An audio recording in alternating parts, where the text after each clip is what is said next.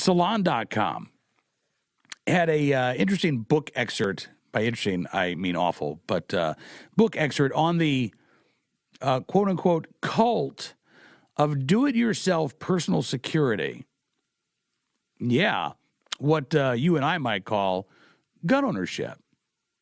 Do-it-yourself personal security, the destructive downside to America's cult of DIY personal security. This is Caroline Light is the author of this piece at Salon.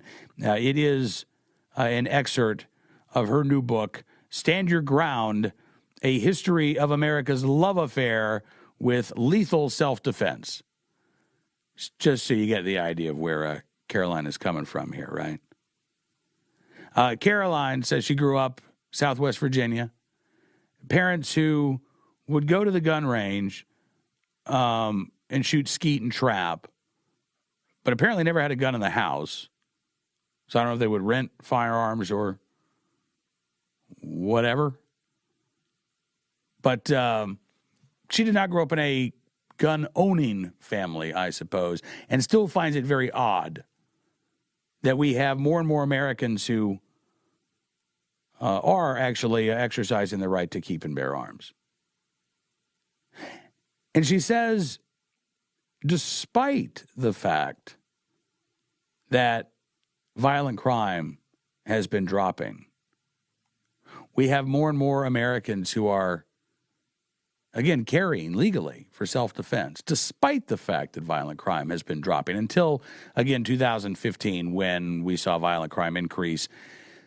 We don't have the official numbers for 2016 from the FBI, but it looks like it's going up compared to 2015 as well. But look, the right to carry revolution has been going on for decades as crime's been dropping. She says, despite, like, silly Americans, why are you carrying firearms? Well, crime is dropping. As if there's not possibly another explanation. Or at least there's no recognition that more and more people have been legally carrying firearms and crime kept dropping. Now, you can make the argument that some of that crime drop may have been attributable to the fact that more and more people were carrying firearms. But at the very least, you can't make the argument that more and more concealed carry holders is leading to more and more violent crime. Because crime kept dropping as more and more Americans became concealed carry holders. The number of concealed carry permits that are revoked for any reason whatsoever, still around less than 1% in states around the country. But this is the quote, destructive downside to America's cult of do-it-yourself personal security. Yes, in spite of falling crime rates, more people are acquiring guns for personal and home protection than ever before. Why is that a bad thing? She says the appeal, this is where it gets a little crazy, okay? She says DIY security citizenship is not just about gun ownership. No. Guns and their proliferation in the United States, she writes, are only the tip of the iceberg of a much larger and more widespread belief system that frames lethal self-defense as a core ideal of good citizenship.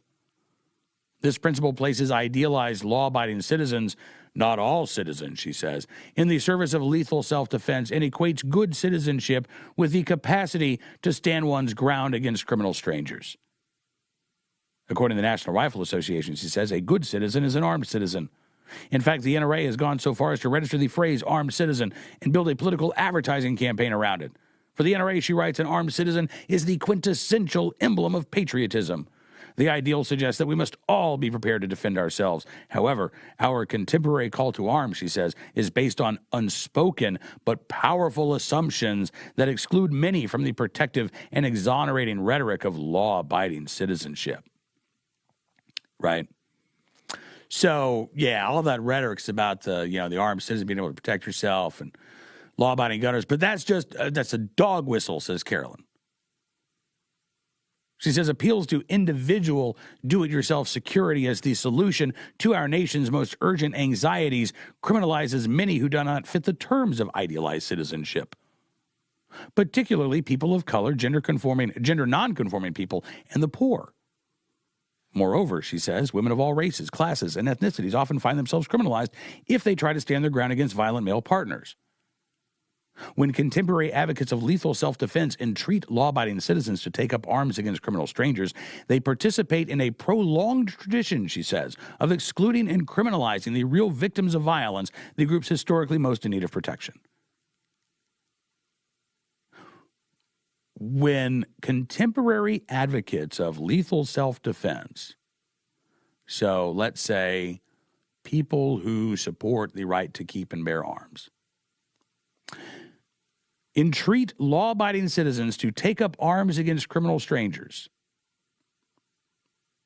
encourage people to think about exercising their right to carry for self-defense.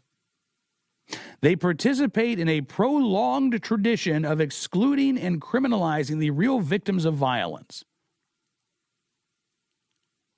This is family-friendly radio, so I can't really say what I want to say.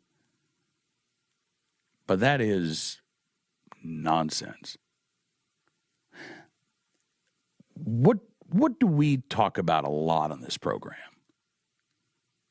We talk a lot about what's going on in places where, frankly, the law-abiding, the potential legal gun owners are being deprived. Yes, they are being excluded from their right to keep and bear arms, not because gun owners or firearms instructors say you can't have that right.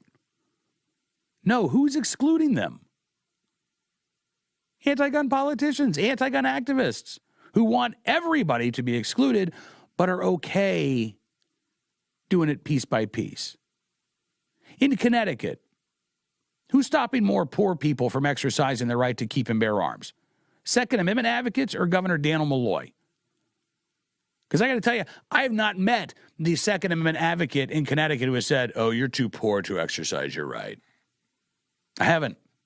I know a lot of gun owners in Connecticut. Haven't met one of them who has said, well, you know, you've got your right, but not unless you're poor. If you're poor, you don't have any rights. But that's exactly the position that Governor Daniel Malloy has taken. Oh, if you want to be able to exercise your right to keep and bear arms, you better be prepared to hand over almost $500 in government fees, plus the required training, plus the cost of the firearm, right? Now, who's pricing people out of a right? Who is participating in a tradition of excluding and criminalizing the groups historically most in need of protection? And by the way, if this is really a problem, then Caroline Light seems to be wanting to have it both ways, right? On the one hand, yes, there's almost that recognition that, yes, people do need to be able to protect themselves. On the other hand, she can't get over the fact that there are laws in place that prevent good people from being able to do exactly that. And she thinks that the problem is somehow the gun owners out there, the Second Amendment advocates out there. It's amazing. Then she starts talking about the Confederate flag, and yeah, it's a really kind of all over the map piece by Carolyn Light, part of her new book here. But if she really thinks that the only people in this country who are advocating for the right to keep and bear arms, or who are advocating for the right of self-defense, are white Southerners who fly Confederate flags, Caroline Light needs to do a hell of a lot more research before she starts writing a book. I mean, I got to tell you, we've got, last week, Vice had the story of black women in Dallas who are going to the range now. And they are concerned about racism. They are concerned about misogyny. And they want to be able to protect and defend themselves. Now, does Caroline have a problem with that? Does Shannon Watts have a problem with that? I don't have a problem with that. Maj Touré and Black Guns Matter in Philadelphia, and taking that course in that class all across the country. to an audience that is primarily folks who live in urban areas, folks who have not gotten a lot of exposure to the Second Amendment or to their gun laws. And what is MASH doing? Is he telling them, listen, if you own a gun, you're just perpetuating this longstanding tradition of, trying to keep the lesser among us from exercising our rights? No! That's not what his audience wants to hear. His audience wants to hear, how do I become a legal gun owner? And the barriers that are in places like Chicago and Baltimore and New York and Washington, they weren't put there by the gun lobby. They weren't put there by NRA members.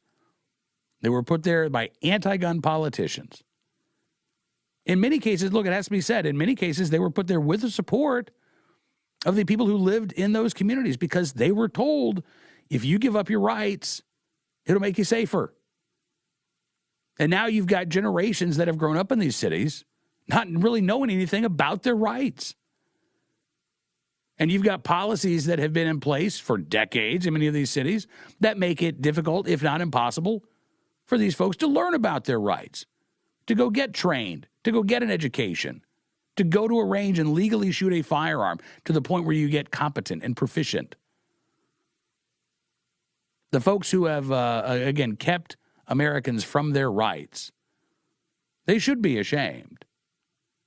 But it is not a damaging, destructive cult of do-it-yourself personal security that's stopping Americans from understanding and exercising their Second Amendment rights. It is the gun sense crowd. Carolyn Light gets it completely backwards. I confess I love to read. I had a brief moment where I thought I should read this book. I don't know that I could, honestly. But if you want to give it a shot, it's called Stand Your Ground, A History of America's Love Affair with Lethal Self-Defense.